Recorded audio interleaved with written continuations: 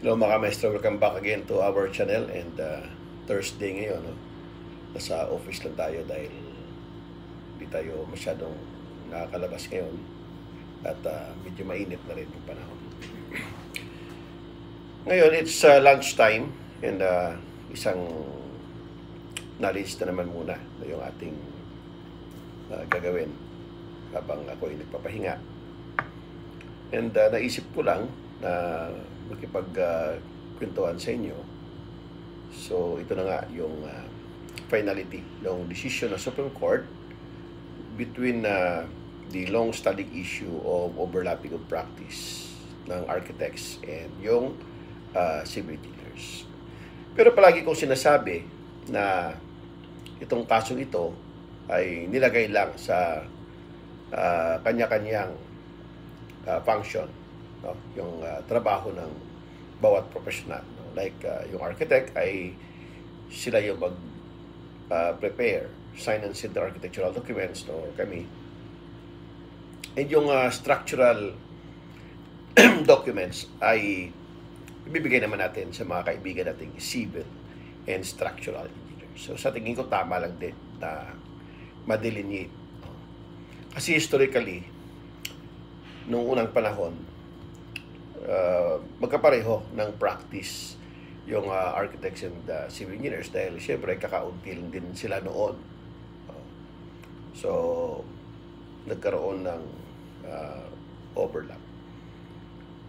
And kung titingnan natin yung old IRR noon, architects can do also structural designing, plate load test, boring test, structural design analysis, no? Sa old IRR ng PDT 96 or yung National Building Code. Pinahintulutan din yung mga arkitekto na gumawa ng. Dahil nga sa unang batas ay kasama pa sa amin yung structural design sa RA 545 yan. Ganon din ang RA 544. Ngayon sa RA 9266 pinalitan yan ng structural conceptualization. Kaya tinanggal ng DPWH Secretary yung scope ng structural design, pag-prepare ng structural design analysis, plate load test, no, and iba pang structural functions. At nilagay yan purely sa structural or civil documents, no, para i-avoid na natin yung functions, no? So nagkagulo yung sambayanan. And ito na nga, sa final decision ng Supreme Court ay sinabi na talagang only architects are allowed to prepare sign and sealed architectural documents. Hindi nangangahulugan na magkakaroon pa ng issue between two professionals, no? Kung tutuusin, palagi ko sinasabi na this is now the time to collaborate each other.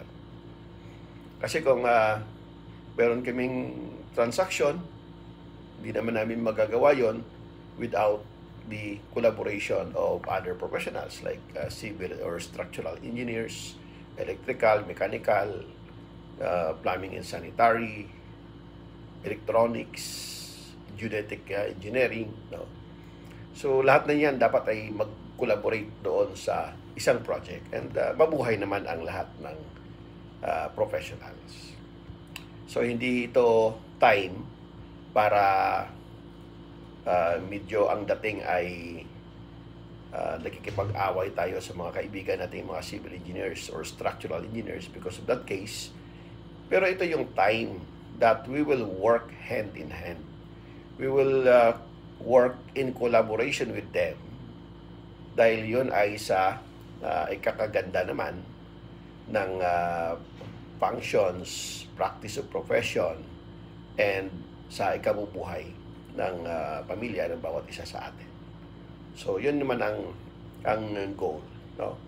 Kasi marami akong nakikita sa social media na parang nagpo-promote nga na arkitekto na lang ang pwedeng mag-prepare, mag-sign and seal ng architectural documents, pero hindi maganda yung approach or hindi maganda yung nagiging impression doon sa mga kaibigan nating mga civil engineers, no, or structural engineers. Hindi ganon, no.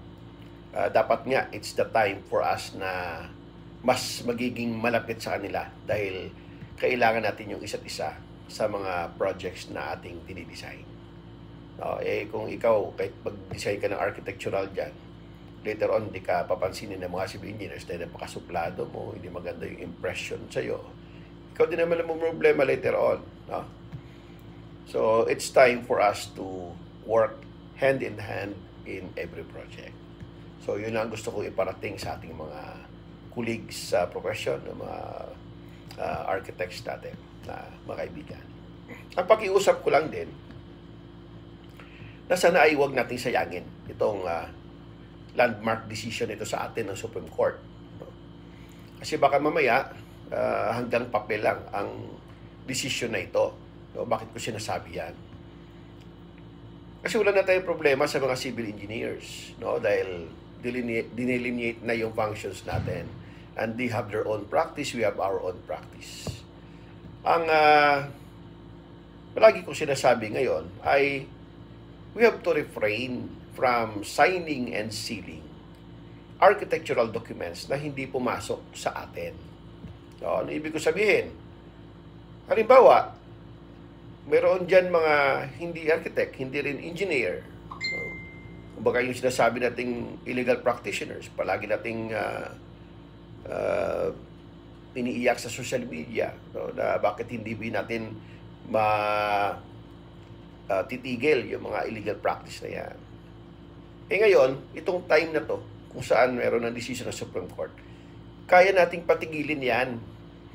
Pero ang problema natin dyan, kung tayo mismong professional ay nagpipirma ng gawa na hindi pumasok sa ating opisina, gawa ng mga illegal practitioner, i-stamp po yung signature mo doon, i-seal mo ang signature mo doon. Hindi kaya nag-take ng responsibility doon na sinasabi mong that is already under your charge and supervision? The answer is no. Baka kasi iniisip ng mga nagpipirma dyan na pagka pinirmahan mo ang trabaho ng mga illegal practitioners, that is already considered as it is within your charge and supervision. The answer is no. In fact, ang nangyayari dyan pag ikaw ay pumirma sa gawa ng illegal practitioner, you are aiding or abetting a non-licensed architect in the illegal practice of the profession. Ikaw ang nagtutulak sa kanila na mag-continue ng illegal practice. Itatak mo yan, no? Sa mga pumipirma na arkitekto, itatak nyo yan sa isip ninyo na hindi natin matitigil ang mga yan pag ang mga kabaro nating arkitekto mismo ay pumipirma sa gawa ng mga non-licensed architects.